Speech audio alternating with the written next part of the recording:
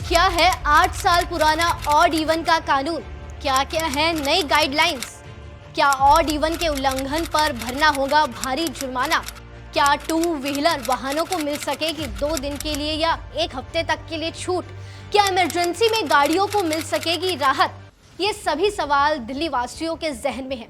ये वो सवाल है जिसका जवाब दिल्ली वासी चाहते हैं। तो चलिए आपको इस वीडियो में इन सभी तमाम सवालों का जवाब देते हैं। राजधानी दिल्ली में 13 नवंबर से 20 नवंबर तक ऑड इवन का कानून लागू होने जा रहा है।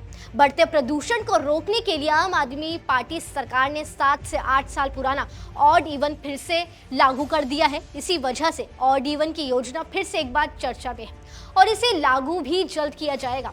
ऐसे में बहुत से ऐसे सवाल हैं जिनका जवाब बेहद ज़रूरी है आपका जानना, जो आगे हम इस वीडियो में आपको देने वाले हैं। तो ध्यान से इस वीडियो को सुनिए और सभी गाइडलाइंस को अपने दिमाग में फिट कर लीजिए। पिछले कई दिनों से वायु की गुणवत्ता 450 से 500 के बीच बनी हुई है, जो कि बेहद गंभीर मानी जाती है। बुधवार यानी 8 नवंबर की बात करें तो दिल्ली का एवरेज AQI 460 दर्ज किया गया और हैरानी की बात तो यह है कि कल रात आनंद विहार का AQI 900 के पार पहुंच गया था। हालांकि बाद में इसे कंट्रोल कर लिया गया।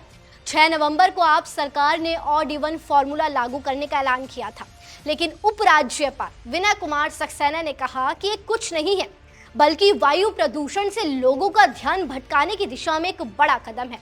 अब हम जल्द से सवालों के जवाब दे देते हैं। तो सबसे पहला सवाल ये है कि क्या टू व्हीलर वाहनों को छूट दी जाएगी? देखिए, दिल्ली में चौथी बार ऑड इवन स्कीम लागू होने जा रही है। जब भी स्कीम लागू की जाती है तो टू व्हीलर वाहनों को इसमें छूट हमेशा से दी जा रही है, यानी हर नंबर के टू व्हीलर गाड़ियां किसी भी तारीख को आसानी से चलाई जा सकती है।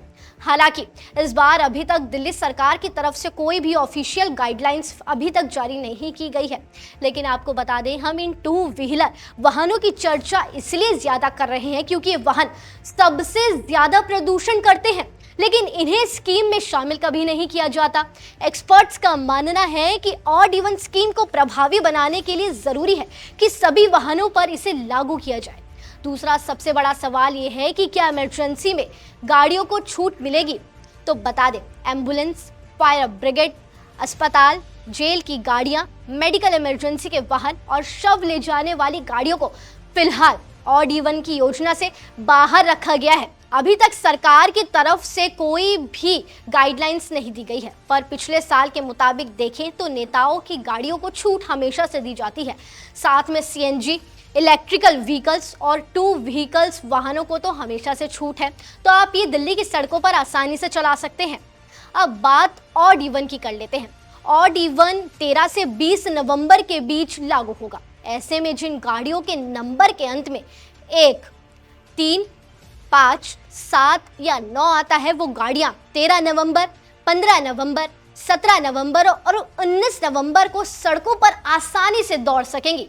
वहीं इवन नंबर की बात करें तो इवन नंबर वाली गाड़ियां, यानी कि जिनके अंत में 2, 0, 4, 6, 8 आता है, वो 14 नवंबर, 16 नवंबर, 18 नवंबर और 20 नवंबर को आसानी से दिल्ली की सड़कों पर चल सकेंगी। ये थी ऑड इवन से जुड़ी सभी जानकारी, जिसका पालन ना करने पर आपको 20,000 तक का चालान भरना पड़ सकता है।